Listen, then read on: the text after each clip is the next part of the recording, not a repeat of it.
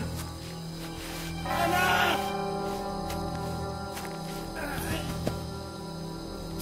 Joan! Joan, mga anak! Nasaan na kayo?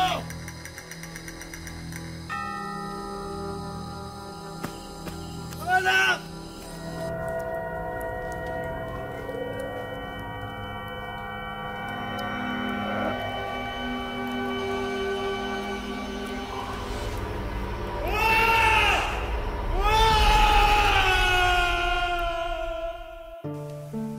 Pagsubok na napakabigat at kung minsan mahirap itong kayanin ng isip at damdamin.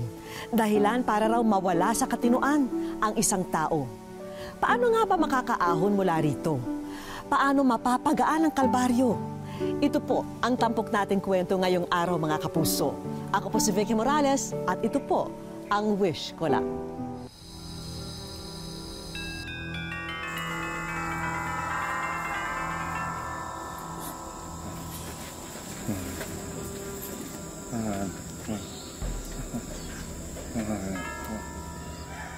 Mahahanap mo sila. Pero hindi ngayon.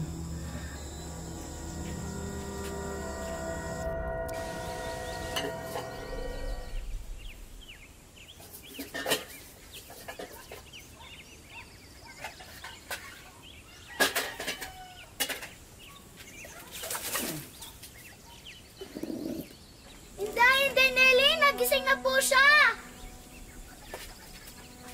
Ganon ba? O sige, ako na bahala dito. Salamat anak ha. Asan ako?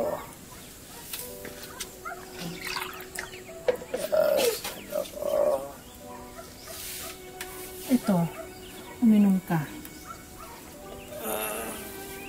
Dahan-dahan lang, huwag mong biglain. Ilang araw kang nakaratay, kaya nanunuyo ng lalamunan mo. Sabi ko sa'yo, huwag mong madaliin. Ang lahat ng bagay, babalik sa katinuan. Kapag hindi mo minadali, may oras ang lahat ng bagay sa ilalim ng langit. Sino kayo? Ako si Inday Nelly Delis.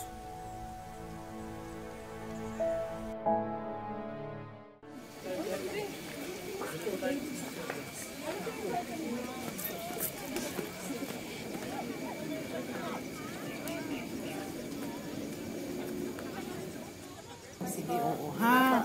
Oh, enjoyin nyo yan, ha? Oo, sige. Ay, Magandang umaga po. magandang umaga naman, Lito. Kamusta ka na? Mas mabuti na ho. Maraming salamat ho dun sa pinainom yung katas ng dahon sa akin. Naku, pansamantalang lunas lang yung binigay ko sa'yo, Lito.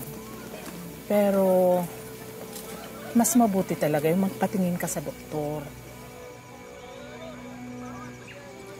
Salamat ho talaga. Hindi niyo siguro ako tinulungan, malamang hindi na ako makakabalik dun sa mga dinaanan ko. Ano nga bang pinagdaanan mo, ha, Lito?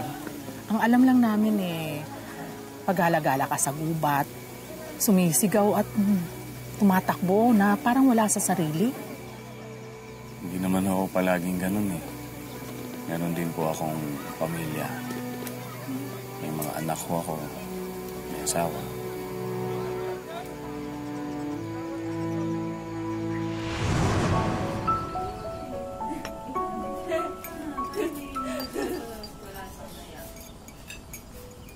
Oh, ako na lang pala kulang dito ah. Kanina pa po ako gising. Talaga? Uy, mahal, may nakakalimutan ka.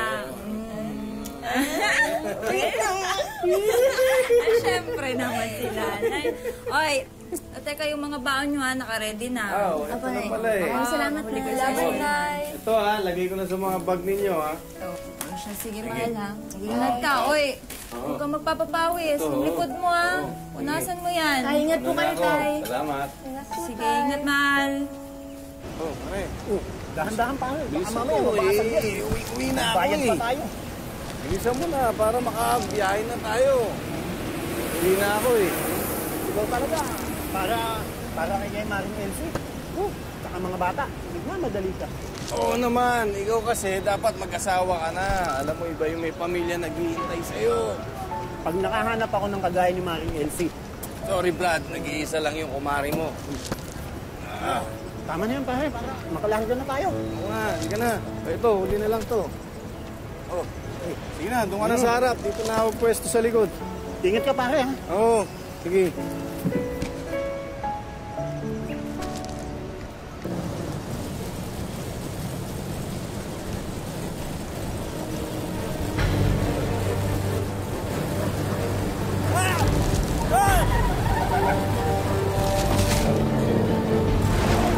Dito, nahulog!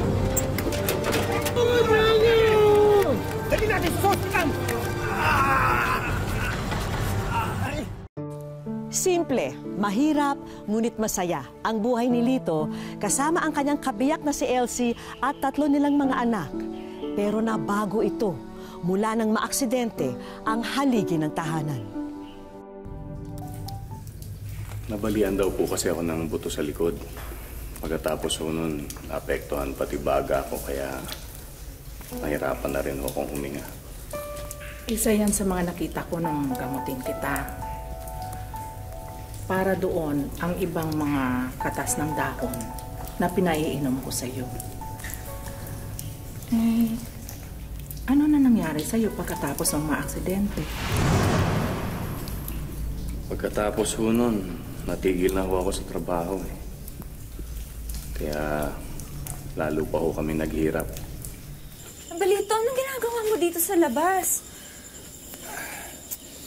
Pakiramdam ko kasi hindi ako gagaling agad kung palagi na lang ako nakahiga.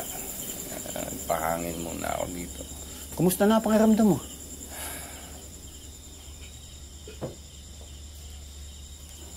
Salamat pare ha, nadalaw ka ulit.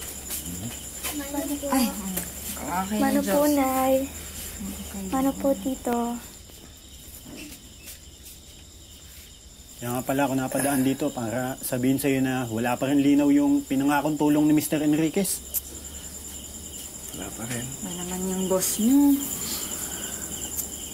Ilang linggo na itong na-aksidente. Ngayon wala pa rin.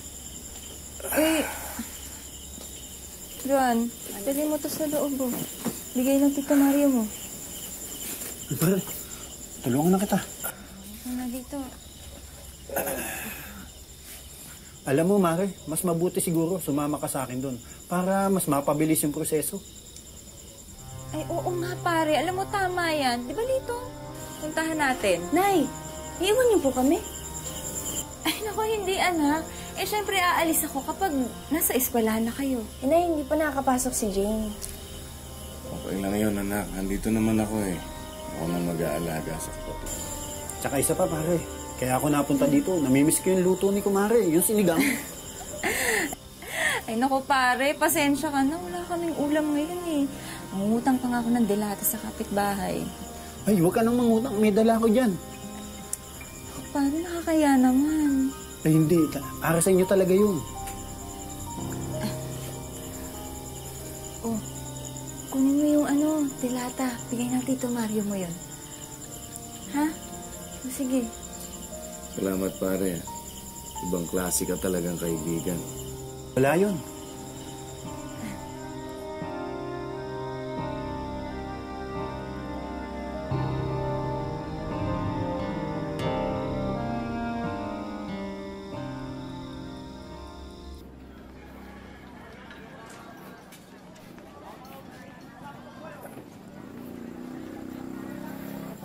O, Tay, saan po kayo pupunta? Magigib ng tubig natin. Wala pa kasing nanay mo eh. Kailangan na natin ng pangsahing. Magkasama na naman sila ni Tito Mario. Nilalakad na naman yung pera niyo doon sa kumpanya. Ako na lang, Tay. Ako na lang. Kaya ko pa naman, anak. Pinagmumukha mo naman akong walang silbi yan eh. Ay, Tay, hindi naman sa ganun. Ang sa akin lang kasi, baka kumapano kayo. Baka sumakit yung likod niyo. Ako na lang. Ako na lang. Ilalapag ko lang to. Anak, namin tambay dun sa igiban. Baka mamaya mabastos ka pa dun. Diba? Sige na nga, Tay. mamaya sabihin mo gusto mo pa akong samahan. Kaya ko na mag-isa.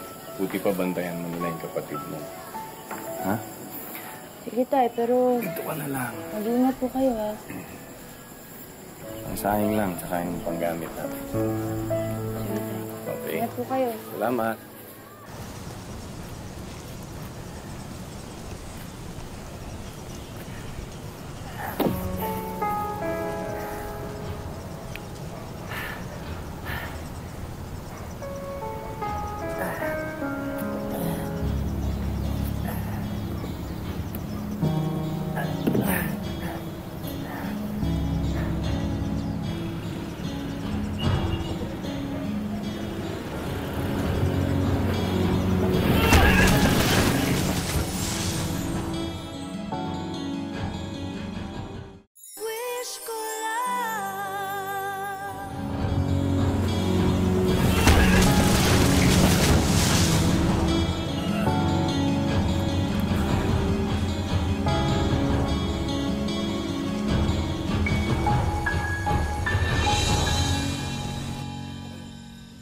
Aba naman, ba yung pumasok sa kokote mo? Sana hinintay mo akong makabalik. Eh, malay ko bang mangyayari yun? Aray, aksidente nga eh. Ano? Magpapakamatay ka sa tubig? Lito, pinapalala mo lang ang sitwasyon eh. Eh, hindi nga kita maipagamot sa doktor, di ba? Baon na tayo sa utang. Magandang gabi, pare. Oh, pare. Easy ka lang. Di naman sadya ni kumpare yung nangyari. Hirap na kasi ako. Tapos dadagdagan pa ng ganyan. O, tingnan mo.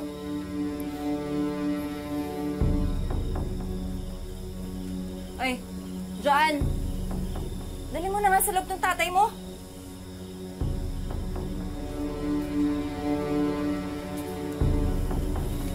Init ulo ko dyan eh. Kalma ka lang. Kapikon. Hindi nag-iisip. Gamitin ng utak.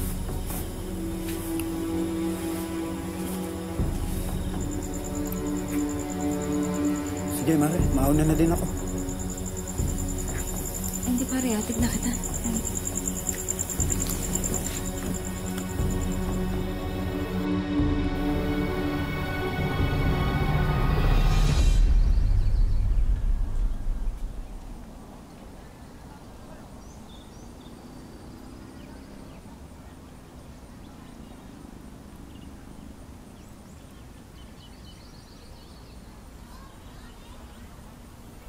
Hoy, hanggang kailan ba yung sakit mo? Mamaya mawalan ka ng trabaho, ah. Doon na nagsimula ang pagbabago ni Elsie sa akin. Naging mainitin ang ulo niya. Pati ang mga bata palagi niyang pinagagalitan. Alaga mo, hindi ka nga dito! Ano ka nga, ha? Akala mo pinupulot ang tinapay na yan? Tama na! Ramdam ko na hindi na niya ako mahal. Dahil sa kanyang kapansanan, lalong naghirap ang pamilya ni Lito. Nakadagdag pa rito ang kutob niya na baka may namumuong relasyon ang kanyang misis sa kaibigan niyang si Mario. Hanggang isang umaga, magigising si Lito na wala na ang kanyang mag-anak.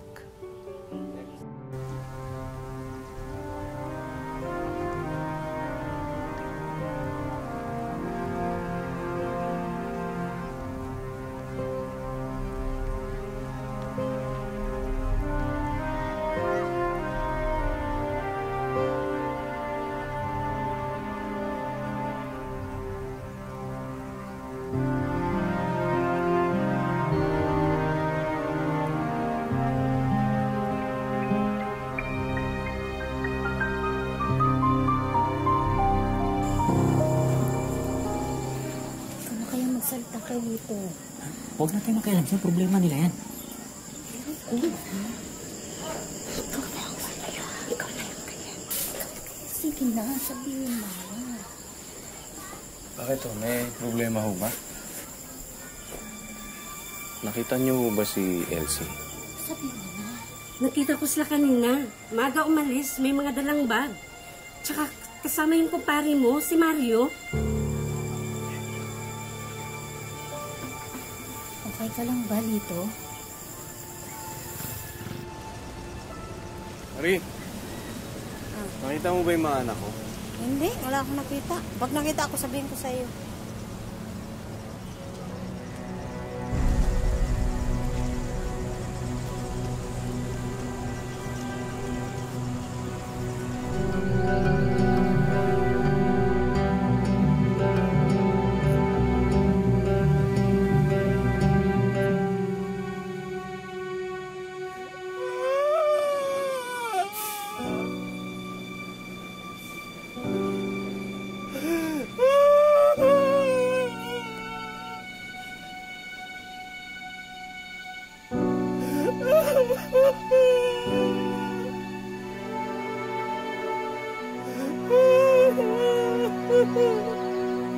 Tulungan niyo ako! Hinahanap ko ang anak ko!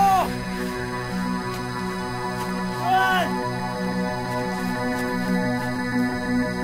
Jay! Josie! Juan! Juan! Ang tatay ko! Anak! At doon ka na natagpuan ng mga tao ko. Alam ko ang pakiramdam ng naghahanap ng bagay na parang imposibleng mahanap.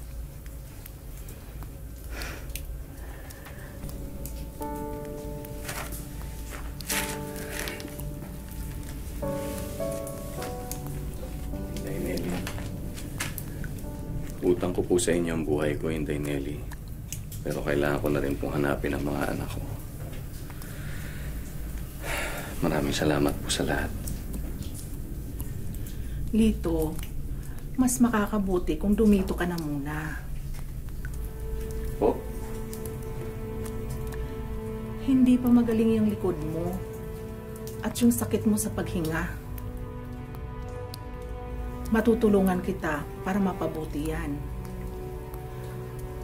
Pwede ka namang magtrabaho muna dito sa kuweba habang wala ka pang balita tungkol sa mga anak mo. Malay mo, dito mo matagpuan ang mga sagot ng mga tanong mo sa buhay.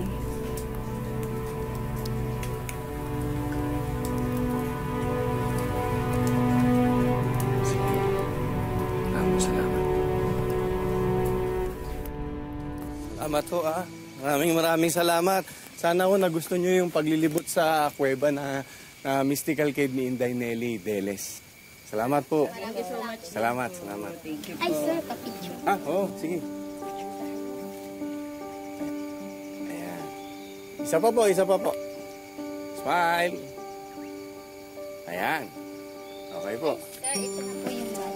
Ay, salamat po. Atid ko na ako kayo. Salamat po. Sige po.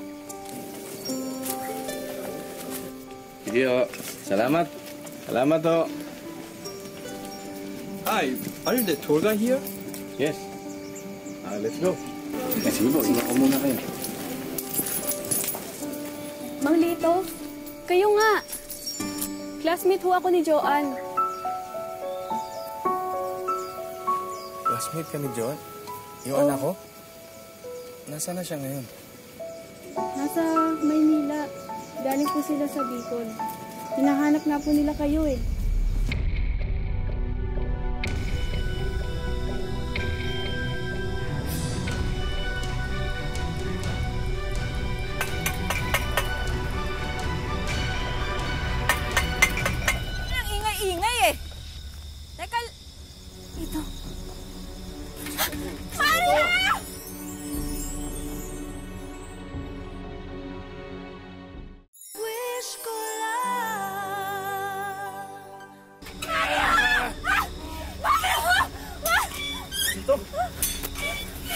Pare, pag-usapan natin to.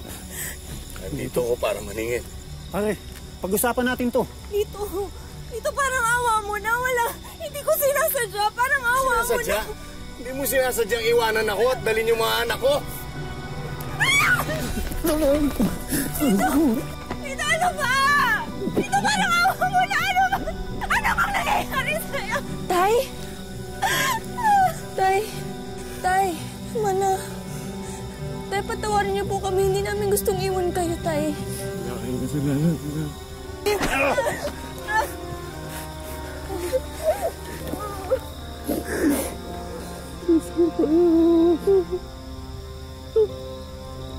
Patawarin po, Tay. Subukan niyo lumapit!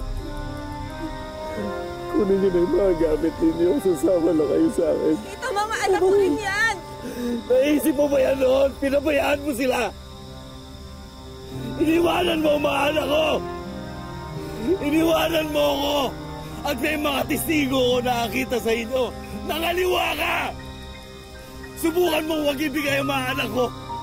Ititimanda ko kayo. Pakukulong ko kayo. Alam niyo ba yan? Sige na, Mar.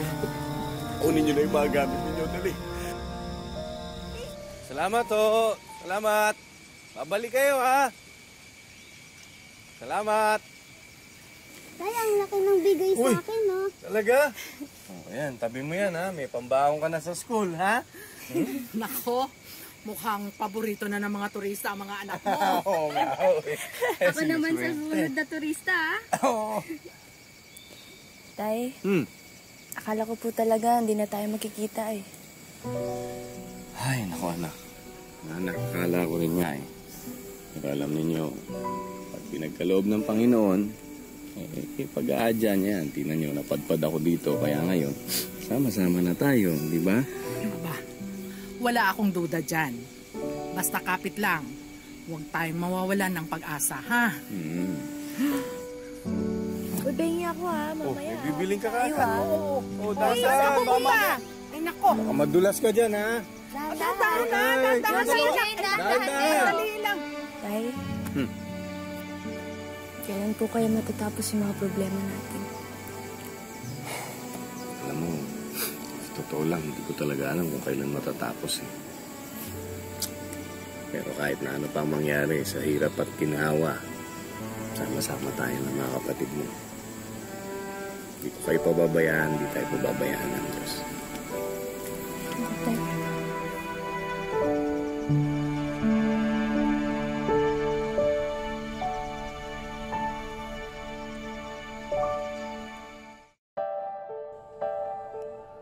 Gaya ng pinakita sa kwento, sa isang kuweba sa Antipolo, pansamantalang tumira si Lito. Kalaunan, dito na rin siya nakahanap ng kabuhayan bilang tour guide. Hanggang ngayon, dito pa rin siya nananatili at kapiling na ang kanyang mga anak at apo. Na yung pinakamayari naman ito, yung si Inday Nelly, binibigyan kami ng pangkonsumo namin, inaabot-abutan kami.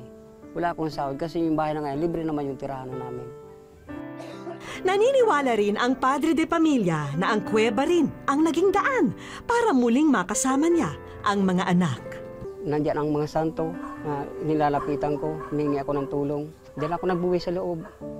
Gayunpaman, batid ni Lito na nagsisimula pa lamang ang bagong kabanata ng kanilang buhay. At malaki ang responsibilidad na pasan ng kanyang mga balikat. Hanap buhay, yun ang gusto ko, yung mapagkakitaan, magkatulang pagtinatinda. Kaya gusto ko ipagpatuloy uli yung sa pagtitinda. Ngunit sa dami raw ng kanyang pinagdaanan, ngayon pa ba siya susuko? Maliban kasi sa nagkakaedad na si Lito, balaki din sa kanya ang iniindang asma. Kasi hindi ko na kayang tutusan. Gawa ng pati sa sarili, ako yung nagagamot din. Hanggang sa makakaya ko, aalalayan ko sila. Sana maaari makapag-college pa sila.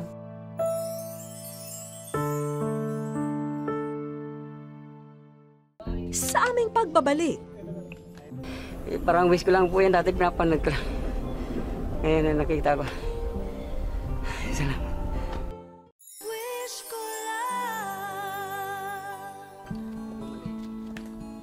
kinabukasan, isang grupo ng mga kabataan ang kumuha kay Lito para maging tour guide nila. Pero iba ang trip ng grupong ito. Imbes kasi na makita ang loob ng kuweba, uunahin na raw nilang puntahan ang highest peak o ang tuktok ng bundok. Puntaan lang yan. Medyo matatarik. Ang hindi alam ni Lito, katutsya ba namin ang lahat ng kasama niya. Tandaan niyo lang itong napakan ko. Dandan. Dahil pagtungtong sa tuktok, ito ang tumambad sa kanya. Taas? Pwes ko lang. Nandiyan ba talaga yan kadalasan? Wala. Hindi ko lang nakita eh. Halatang hinahabol pa ni Tatay Lito ang kanyang paghinga. Pero hindi niya naman maikubli ang labis na saya. Kahit medyo pagod, masaya po. Ngayon, parang wish ko lang po yan. Dati pinapanood ko lang. Ngayon nakita ko. Salamat. Kinabukasan, itinaon naming wala sina Lito nang asikasuhin ng aming grupo ang mga sorpresa para sa kanila. Para sa dagdag pagkakakitaan ng mag-anak, kinompleto na namin ang mga paninda sa bagong souvenir shop ni Lito. Nariyan din ang food cart. Meron ding mga gamit na swak pang tour guide ni Lito. May ilang gamit din para sa loob ng kanilang bahay para naman komportable ang mag-aama sa tuwing magpapahinga sila. Hindi rin namin kinalimutan ang mga gamot at nebulizer ni Lito kung sakaling sumpungin siya ng hika. Maya-maya pa, natanaw na namin na paakyat na si Tatay Lito at ang kanyang mga anak patungo sa kuweba. Pagdating nila rito sa taas, halos matigilan ang buong mag-anak sa nakita nila. Masaya-masaya po. Hindi ko maamos na isip. Pagkalaking po ito para sa pamilya ko. Maraming salamat. Sila sa kanila nung umikot ang buhay ko. Mahal ko sa kanila sa mga anak ko sila. Mahal ko sila. Kaya ilan ang pangarap ko na makatapos sa pag-aaral. Sobrang swerte dahil naging tatay ko si Papa. Labis ang saya ni Lito. Yung mga regalong nasa harapan daw nila ngayon, pinapangarap lang nila noon. Kahit hamburger na lang daw, kaya bisbula, sabi nilang gano'n. Diba sa yung kaya ko lang. Pero ito na dito na, magkatulad ng mga turista dito, pwede na, may ano na. Kali ba yung gusto mo rin kapag tinatina tayo dito? Hindi rin namin nakakalimutan ang pangarap na scholarship ng panganay na anak ni Tatay Lito na si Joanne. Kasi mas maganda po kasi may natapos kasi na ko rin po na mahirap maghanap ng trabaho kapag high school lang po. Bukod sa lahat ng regalo namin kay Tatay Lito, meron pa kaming munting palaro para sa kanya. Sa 3 safety box sa kanyang harapan, 2 ang walang laman at isa naman ay may pahabol na sorpresa. Sasabog. Ano kayang kahon ang mapipili ng ating bida? Sasabog.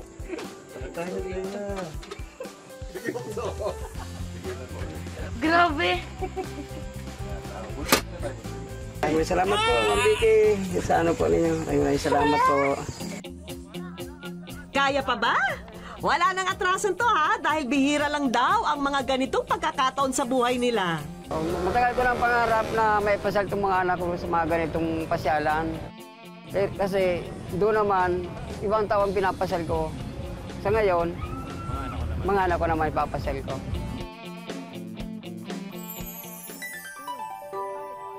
Kung minsan, may mga nagaganap sa buhay natin na bahagi pala ng mas malaking plano para sa ating hinaharap. Kailangan lang nating maging matyaga at pursigido para makamit ang iginuhit na kapalaran para sa atin. Hanggang sa muli mga kapuso, ako po si Vicky Morales at ito ang Wish Ko Lang.